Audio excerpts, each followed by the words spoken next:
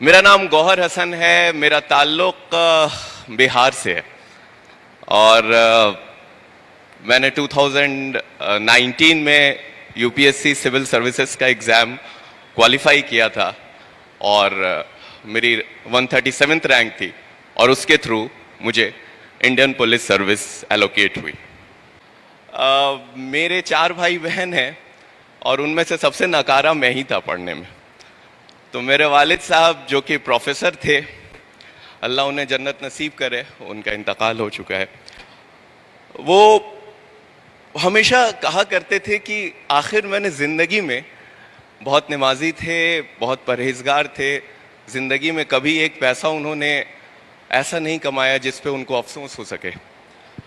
लेकिन वो मुझसे अक्सर कहा करते थे ये बात कि मैंने ज़िंदगी में आखिर ऐसी क्या गलती की है कि अल्लाह ने तुमको इस तरह का बना दिया। मैंने सीबीएसई से, मेरे ख्याल ज़्यादातर लड़के यहाँ सीबीएसई के बैठे हुए होंगे, मैंने सीबीएसई से 10वीं 2 बार में पास किया था। पहली बार में पास कर गया था मैं, मेरे कुछ 45% मार्क्स थे और जब मेरे वालिद साहब ने कहा ये नंबर लेके तुम कहाँ जाओगे, तो मुझे लगा मैं पास कर गया, मैं इसी पे खुश था। लेकिन उनके बड़े इसरार करने पर मैंने दोबारा एग्ज़ाम दिया। तो आज भी मुझे याद है कि मेरे 70% मार्क्स आ गए थे, तो मेरे मोहल्ले में मिठाई बांटनी पड़ी। वो लोग इतने खुश थे 70% मार्क्स पे।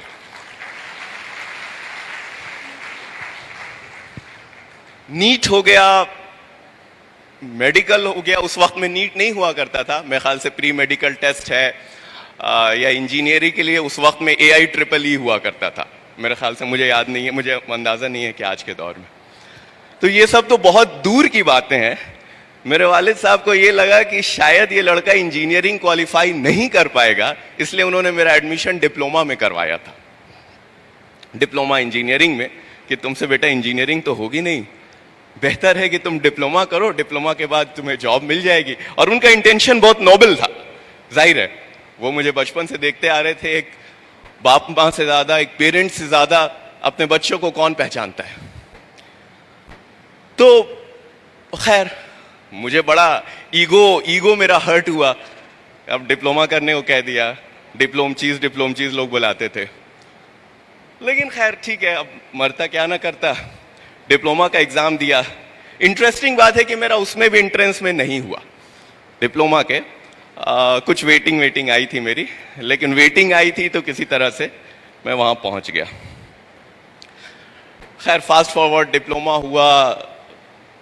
डिप्लोमा के बाद फिर जॉब भी मिल गई, जॉब तो मिल ही जाती है। उसके बाद फिर मैंने इवनिंग से इंजीनियरिंग करी। बड़े घर पे लोग मेरे बड़े खुश थे कि चलिए भाई, जिससे ये उम्मीद थी कि पान की दुकान से ऊपर कुछ कर नहीं सकता है, एटलीस्ट वो एक जॉब कर रहा है। मैंने जॉब शुरू करी, अपनी जॉब शुरू करी तो 1 साल 2 साल 3 साल, जब 3 साल मैंने जॉब वॉब कर लिया तो मुझे लगा कि शायद मुझे कुछ और करना चाहिए। उस वक्त में मुझे कहीं ना कहीं ये एहसास होता था कि मैंने ज़िंदगी में कुछ भी नहीं किया अभी तक। जैसे नदी के एक फ्लो के साथ लोग बहते चले जाते हैं, वैसे मैं भी अपनी ज़िंदगी के फ्लो के साथ बहता चला जा रहा था, जैसे जहाँ जिसे ने फेंक दिया। ना कोई बड़ा एग्ज़ाम दिया, ना किस किया। तो मुझे पता नहीं क्यों एक ख्याल आया कि इस स्टेज पे आके ना तो मैं मेडिकल दे सकता हूँ, ना मैं इंजीनियरिंग दे सकता हूँ, ना मैं कुछ और कर सकता हूँ। मेरे पास 2 ऑप्शंस बचे थे, या तो मैं कैट का एग्ज़ाम देता मैनेजमेंट के लिए, या फिर एक ऑप्शन था सिविल सर्विसेज। मुझे बहुत ज़्यादा अंदाज़ा तो नहीं है कि महाराष्ट्र में लोग इसका क्या वो करते हैं, बट बिहार में एक बड़ा कोई भी पेरेंट्स को, ख़ास करके जो मिडिल क्लास के पेरेंट्स होते हैं, उनके अंदर एक ये रहता है कि भाई मेरा बच्चा IAS IPS बने, सिविल सर्विसेज में जाए। मतलब वो एक बड़ा उसको लगता है कि पता नहीं क्या हो जाएगा वो बनकर। हालांकि ऐसा कुछ नहीं है, ठीक है, ये भी एक नौकरी है।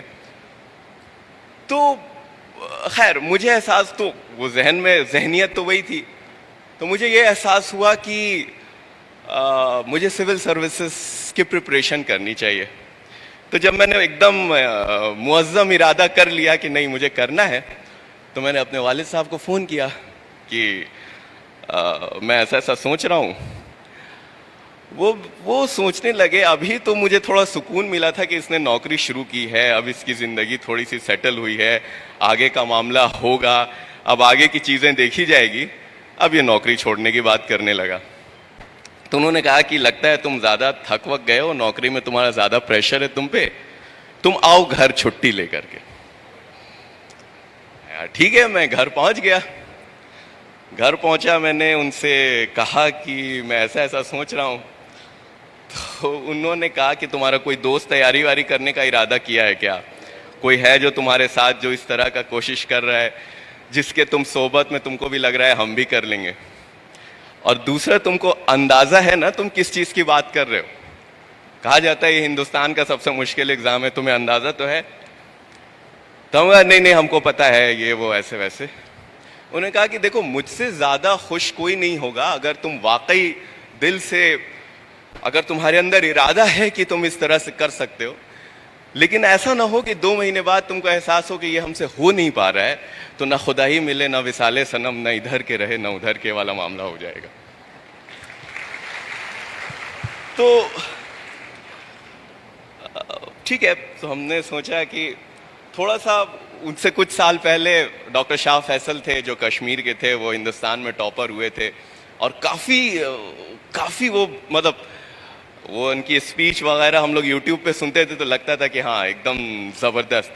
वो इकबाल का एक शेर है जो वो बार बार दोहराते हैं, और वाकई उनके पढ़ने से ही मुझे पता चला कि वो कितनी गहराई है उसमें, कितना मीनिंग है कि दयार इश्क में अपना मकाम पैदा कर, नया ज़माना नई सुबह शाम पैदा कर, खुदा अगर दिल फितरत शनाज दे तुझको, सुकूते लाला गुल से कलाम पैदा कर।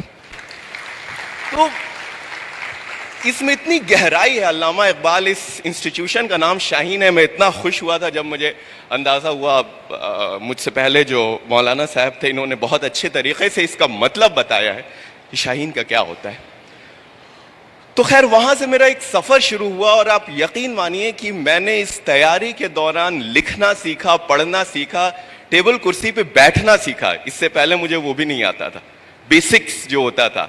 It took me a lot of time but, और एक चीज़ है, ये कुरान का कौल है कि अल्लाह उसी की मदद करते हैं जो खुद अपनी मदद करता है। तो इस चीज़ को, ये एक लंबा सफ़र चला। मैं उसके हर, यूपीएससी में भी 3 स्टेजेस होते हैं, प्रीलिम्स में, मेंस, इंटरव्यू, मैं तीनों स्टेज में एक एक बार फेल हुआ। फाइनली 2019 में जाकर के अल्हम्दुलिल्लाह मेरा सिलेक्शन हुआ। तो कहने का मकसद ये है, मैं आप लोगों को ये, खास करके मैं उन बच्चों को एड्रेस कर रहा हूं जिनको ऐसा लगता है कि शायद वो अपने अंदर से हारते हैं। उनको ऐसा लगता है कि शायद मैं कुछ नहीं कर पाऊंगा। जब वो दूसरे बच्चों को देखते हैं उनको लगता है कि यार ये मुझसे इतना अच्छा है। मुझे भी ऐसा लगता था, मेरे अंदर भी ये इनसिक्योरिटीज थी। ऐसा नहीं है कि यार ये तो मैं कैसे कर पाऊंगा, इतना बड़ा कंपटीशन है, इतने बड़े लोग हैं। और आपको मैं एक चीज़ बताता हूं, मैं अपने एक्सपीरियंस से ये चीज़ 100% कह सकता हूं कि आपका कॉम्पिटिटर दुनिया में सिर्फ आप हैं। अगर आप आज जिस मकाम पर हैं, आप कल उससे थोड़े बेहतर हो गए तो यकीन जानिए इससे बेहतर कोई चीज़ नहीं। आपको सिर्फ एक सीट चाहिए किसी भी कंपटीशन में, किसी भी एग्जाम में। आपको कोई मतलब नहीं है कि दूसरे क्या कर रहे हैं। आपका कंपटीशन किसी और से नहीं है। हम हमेशा अपने आप से, अपनी जहनियत से हारते हैं, हम दूसरों से कभी नहीं हारते। अपने दिल पे हाथ रख के आप सारे के सारे एस्पिरेंट सोचिए कि जब आप जाकर के बैठते हैं एग्जाम में तो आपको पता होता है कि नहीं कि आपका सिलेक्शन हो रहा है या नहीं। आपको ये चीज आपके अंदर पता होती है कि yes I am going to be there और नॉट। क्योंकि आपका दिल आपका आईना होता है। तो अपने आप से मत हारिए। जब मेरा इंटरव्यू में नहीं हुआ था, जिस साल मैंने इंटरव्यू दिया था, मेरे फादर का फोन आया मेरे पास। वो थे, जाहिर है एक वालिद है, एक बाप है, वो परेशान रहता है कि मेरा बच्चा परेशान होगा, नहीं हुआ इसका। इस स्टेज तक आके ऐसा लगता है कि निवाला मुंह तक पहुंचा, फिर वहां से किसी ने खींच लिया। क्योंकि आप प्रीलिम्स निकालते हैं, मेंस निकालते हैं, लास्ट स्टेज तक पहुंचते हैं। लेकिन मैंने उसी टाइम उनसे कहा था कि मुझे ये अब यकीन है कि अगले साल इंशाल्लाह मेरा इस लिस्ट में होगा, और मैंने उसी माइंडसेट से, उसी जज्बे से उस पूरे अगले साल की तैयारी करी। और आपको मैं सही बताऊं, जब अगले साल का रिजल्ट आया, मैं रिजल्ट खोल ही रहा था कि इस बीच में मेरे दोस्त का फोन आया। यूपीएससी आजकल नाम के साथ लिस्ट शाये करता है, तो मैंने उससे फोन पे यही बोला कि मुझे ये तो पता है कि मेरा लिस्ट में नाम है, मुझे रैंक बताओ कि मेरी कितनी रैंक है।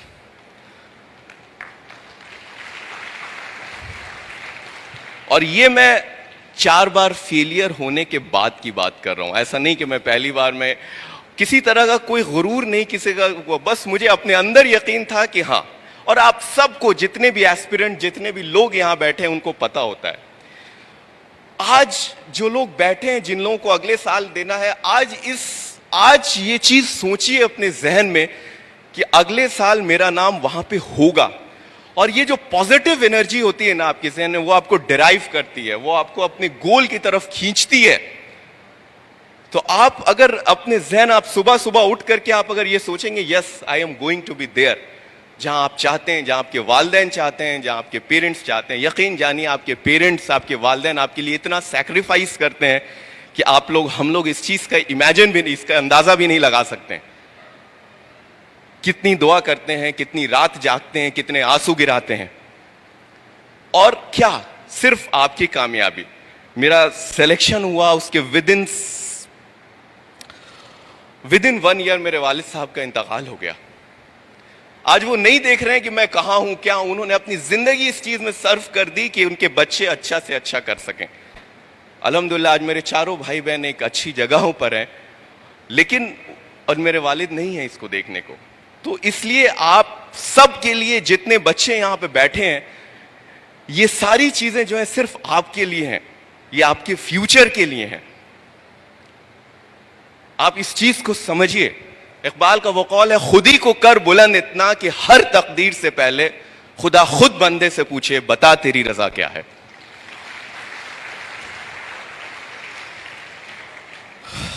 तो मुझे बहुत ज्यादा कुछ नहीं कहना है, और थोड़ा सा मैं पेरेंट्स जो हैं यहां बैठे हैं, उनको भी मैं एक चीज कहना चाहूंगा, अपने बच्चों पे हार मत मानिए। अगर आपका बच्चा अच्छा नहीं भी कर पाया किसी वजह से, मैंने आपको बताया मैं शुरू से किस तरह का स्टूडेंट था। मेरे वालिद के लिए ये बहुत आसान था, मेरे फादर के लिए, मेरी मदर के लिए, कि मुझे अपने हाल पे छोड़ देना, ये तो कुछ नहीं कर सकता है। It's very easy.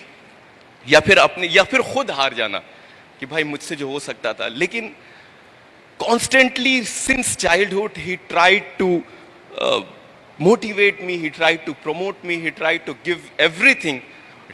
तो अपने बच्चों पे कब अल्लाह उसका जहन कब खोल दे, कब उसको आगे बढ़ा दे, ये किसी को नहीं पता होता है।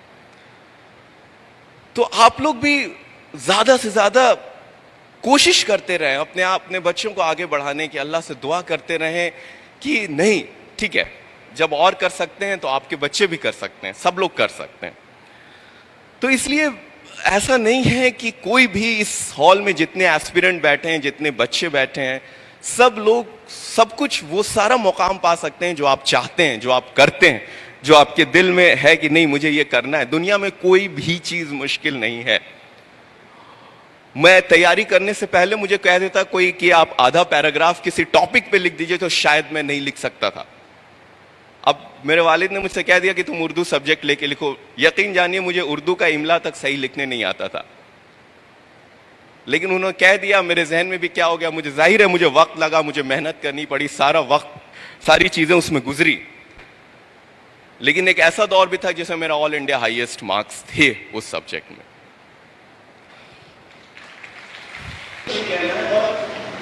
कोई भी चीज दुनिया में, कोई भी चीज मुश्किल नहीं है।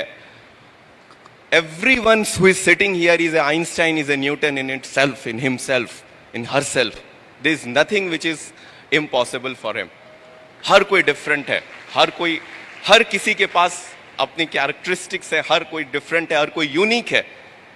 और आपका कंपटीशन किसी से नहीं है। ये चीज आपको मैं बार बार बताता हूँ, बार बार दोहराता हूँ। कभी ये नहीं सोचिएगा कि आपके क्लास में किसी का टेस्ट हुआ, उसका मार्क्स बहुत आ गया तो वो बहुत अच्छा है। नहीं, आपका कहाँ कम आया, कहाँ क्या कम आया, ये देखिए। किसी दूसरे का क्या ज्यादा आया, इससे कोई फर्क नहीं पड़ता है। आपका कंपटीशन उससे नहीं है, आपका कंपटीशन अपने आप से है। तो आखिरी में बस मैं उन बच्चों से फाइनली एक बशीर बद्र का शेर है उसको कह करके अपनी बात खत्म करूंगा। यहाँ पे बहुत लोग हैं, बहुत बड़े, कि बस एक चीज हमेशा याद रखिएगा कि जब से चला हूं मेरी मंजिल पे नजर है, रास्ते में कभी मील का पत्थर नहीं देखा। शुक्रिया।